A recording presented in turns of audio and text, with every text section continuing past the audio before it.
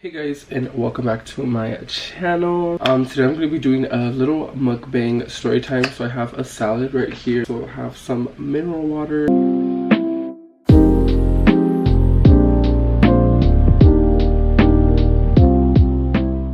So yeah, you guys read the title. I'm pretty much going to be doing the story time on a stalker, and it's no secret that I've had stalkers in the past before, like going to the gym and stuff. But wait.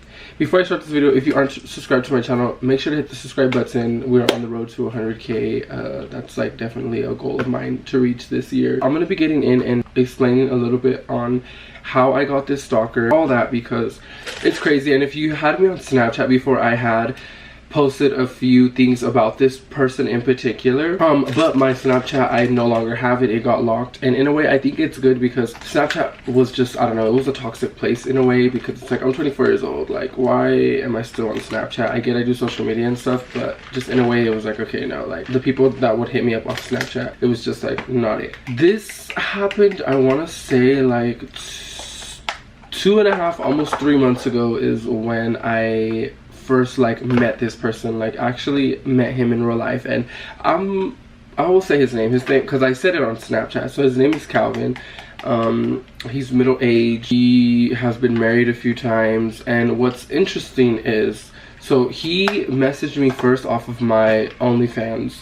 So if you guys don't know, like clearly it's no secret, I do OnlyFans. Like I've been doing this for like 7 years. So we were like chatting and stuff, like how I always do, because you know those are technically like my Patreons. So I'm like, you know, I chat with them, I kind of build like a little relationship with them, I guess. Now that I see it, he clearly used my situation and like Gabriel passing in a way to like take advantage of me, and he seen I was vulnerable, so he took advantage of that, you know. He'd been subscribed to me for like 2 years, because on OF it actually shows you like how long somebody has been subscribed to your channel. He was like, hey, like let's hang out, let's like, you know, it was nothing sexual ever, like it never got there. He was like, you know, I'm sorry for your situation that you're going through, like I've been in your situation before. So he claims, I don't know if this is true or not, I mean it'd be really fucked up if somebody lied about this, but he said his previous like baby mama passed away. So he was like, you know, I know what you're going through, I've experienced that, like I know how it is and how you're feeling. Like you might feel like you're alone, but you're not, because there's people out here that genuinely know what you're feeling and knowing what you're going through.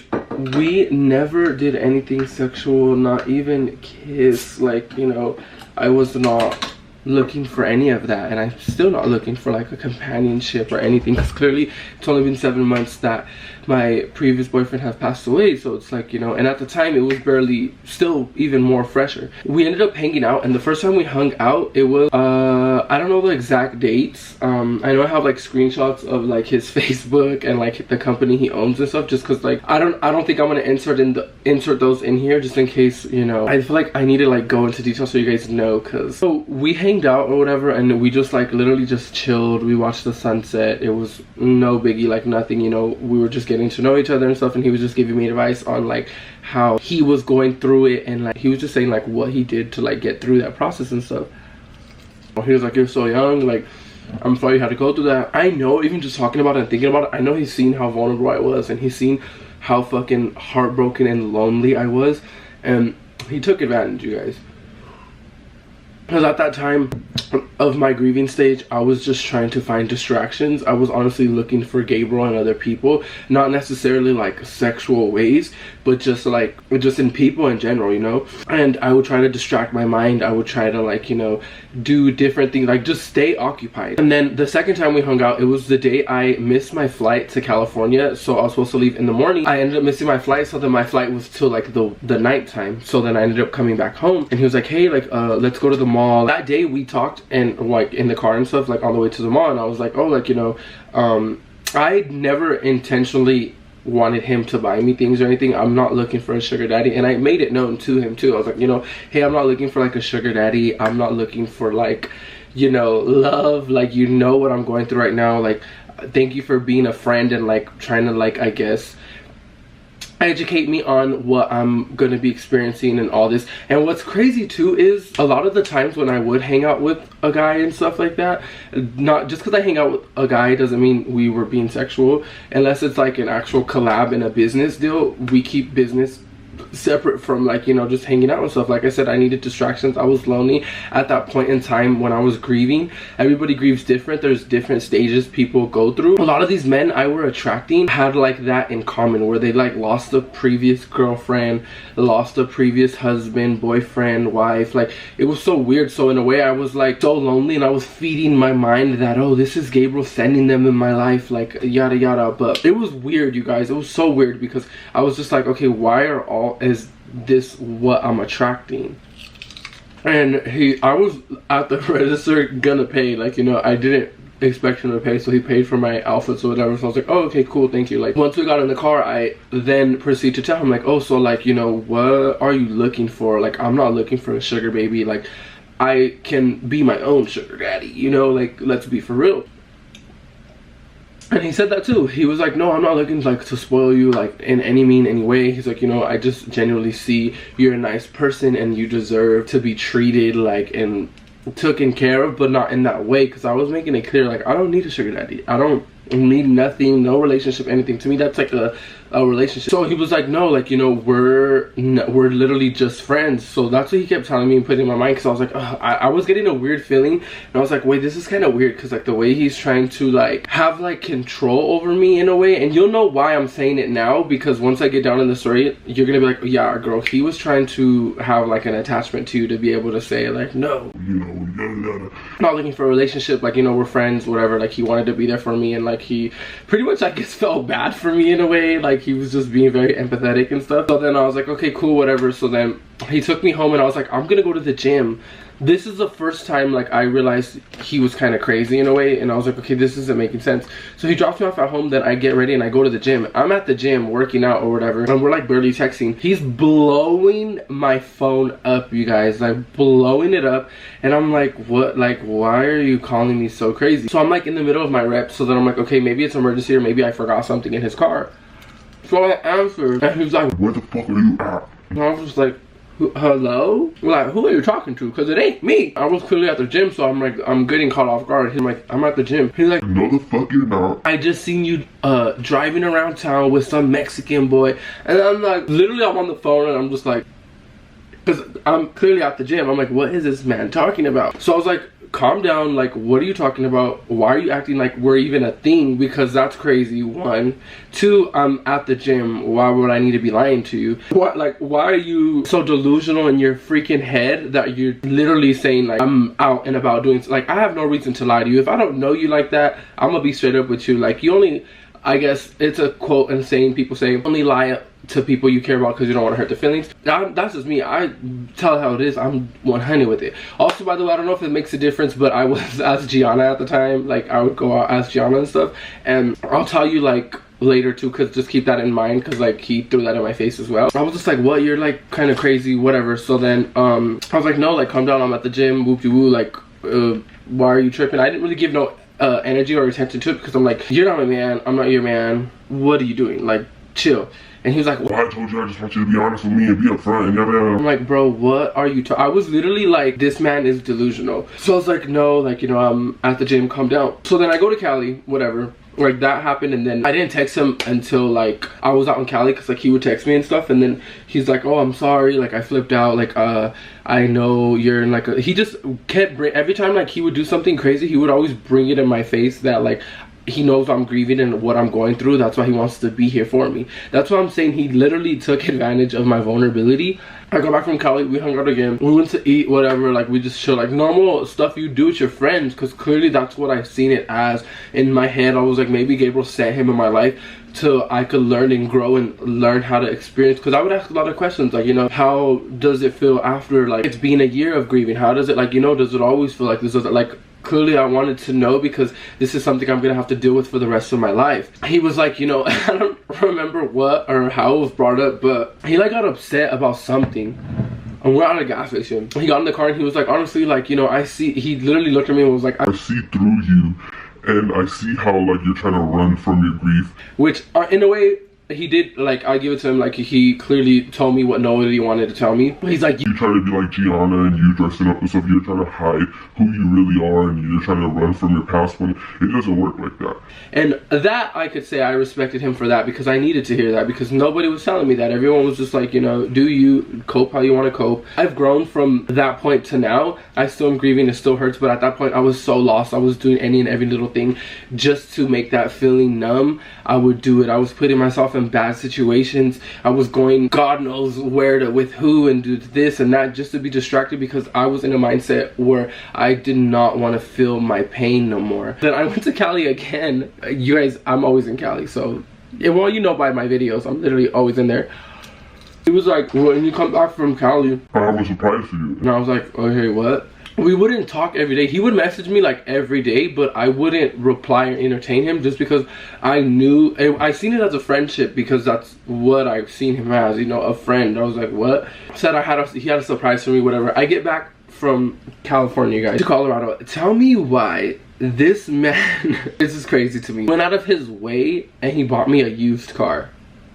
Now, I know what y'all are thinking. Y'all are like, wait, what? I would have took the car, this, that, and the third. I don't need a car. I have PTSD. I'm Ubering everywhere or getting driven everywhere. What? So he was like, you know, yeah, I got you a car. And I was like, I don't want the car. It was like a 2016 Jetta. It was a cute car, don't get me wrong. But in a way, I was like, I don't need this handout. Like, what are you doing, sir? And then that's when I started to be like, okay, this is weird. Like, what is this? Like, I see you as a friend and you're trying to make this like pretty much like a sugar daddy, sugar baby situation. So I was like, I'm sorry, I don't want the car. Like, I'm good, thank you, but get somebody else to do it. Like, give it to one of your daughters or something. And I literally told him that, and he was like, no, like, she just got a new car, like, this one's for you, yada yada, like, I got a good deal. And just being weird, to be honest, because I'm like, bro, why? He got mad because I was like, why did you get me a car? Like, I'm not your boyfriend or girlfriend. I'm not your, like, why? You know, we're just friends. I'm not even your sugar baby.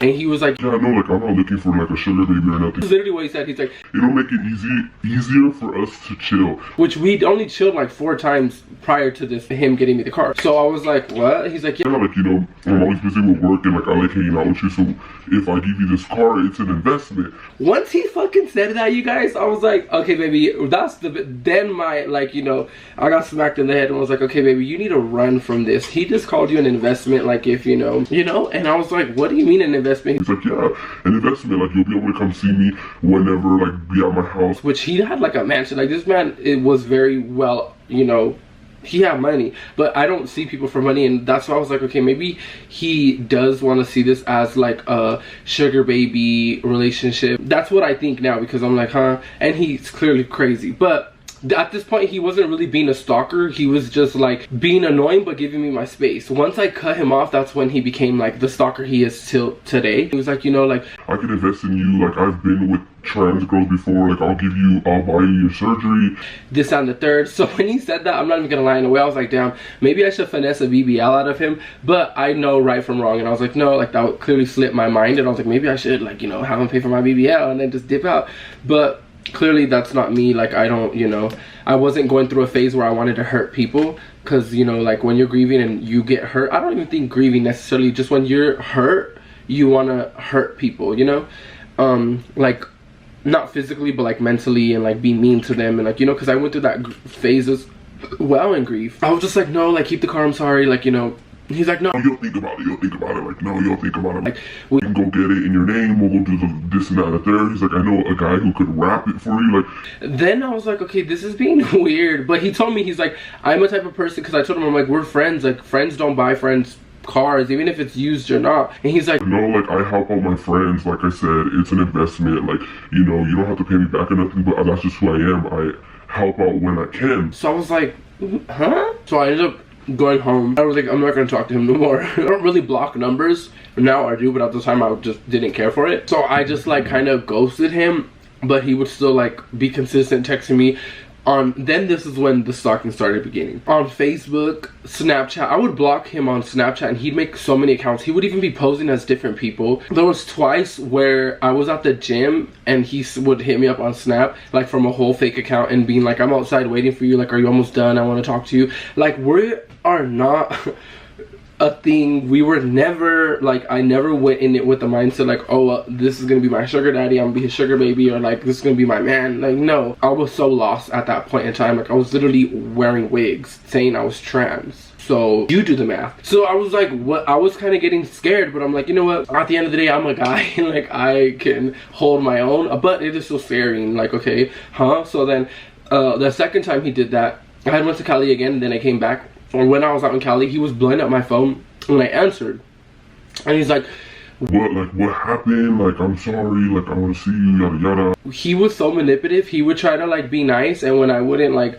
feed into it, I guess, he'd get mad and like try to like, you know, bash me and stuff. So I was like, oh, I'm in Cali, like, sorry, I've been in Cali. He's like, nah, you just got there, because I had just got there. And I forget, like, he found me off social media. So like, this person is literally, I put my life out there. That's like what I do for a living. I love doing social media. Hence why I'm telling y'all this story, because y'all are my besties, and if I ever come up missing, you know Calvin is the one who fucking did it. I was like, what? Like, forgetting that, like, you know, this man could like see and make all these different accounts. That's why on Snapchat I had so many people who followed me on Snapchat, like getting ads every day from different sources and different socials, because I promoted my Snapchat on everything. So I was like, what the heck, like, huh, like, okay, whatever. So then I got back from Cali, and the day I got back, I went to the gym, and that same day, I kept getting a private number calling me, so I'm like, who is this? So then I pick up, and he was like, oh, hey, it's Calvin, like, I'm outside of your gym right now, like, do you want me to get a membership? We can work out. I was like, honestly, like, I'm not trying to see you, I'm sorry, like, you're being weird now. Literally, you're being weird. I literally told him, I'm like, you're acting like a stalker, like, I don't want nothing to do with you no more. That was when I told him, like, I don't want nothing to do with you no more, like, I'm sorry, like, thank you for giving me the advice you gave me, but like, you made it seem like you didn't want what you're trying to give me. Like, you're making it seem like, you know, you were just trying to be there for me and be a friend, but you're trying to like spoil me and like trying to control me and try to have like an attachment to me. That's why now when I look back, he wanted to give me that damn car and me to take it, so he'll always have like that attachment, you know, like I'll always have to like, not like feel like I need to pay it back to him, but so he has like that attachment. Like a lot of men that want to be sugar daddies, they that's what they like getting out of it, you know. Some like sugar, some just like having that, like, you know, I guess dad-like relationship where they feel like you need them and they're like, oh, I'm taking care of you, like here, you know. It's rare to find those men, but a lot have came my way, surprisingly, and I'm just like, get somebody else to do it. So it was like 2-3 days went by. So then on, I get so many no caller ID calls, like throughout the weirdest times, literally weirdest times. Like it'd be midnight, it'd be 4 a.m, it'd be like, you know, 10, it'd be like, you know, he would literally text me from he had 2 phones, so he would text me from his work phone and then his other phone. So I'd be like, bro, like leave me alone, like bro, I wouldn't say it, but I would just like, you know, just keep it left undelivered. After the second time, he like waited out the gym for me, and I told him, like, that second time I told him, I'm like, you need to leave, like I'm gonna tell, like, I'm gonna call the police on you, for real. I posted on my Snapchat about that, and I feel like he kind of liked the attention, because he was like, oh, yep, that's me, yada yada. Like he was replying from some burner ass Snapchat. Like a burner Snapchat means like a fake Snapchat, you know. A lot of people, that's why I'm telling you, ladies and gentlemen, if you're out and about and a guy's like, give me your Snapchat, that's a red flag. He's a fucking cheater, a dog. Like, how are you the age you are and you're on Snapchat? Like, let's be for real. Like, be a gentleman and ask for my number. I was like, OMG. So I went back to Cali again, and I was hanging out with one of my guy friends. And I was telling him about the story, and it was like 2 a.m. And out of 2 a.m. Cali time, so it's 3 a.m. Colorado time. And out of nowhere, no private, no caller ID called me. And my friend's like, let me answer it, because like, you know, he was a straight guy or whatever, so he had like a deep voice. And I was like, no, like this, whatever. And then they called again. But it's so crazy because I was literally telling him about the situation.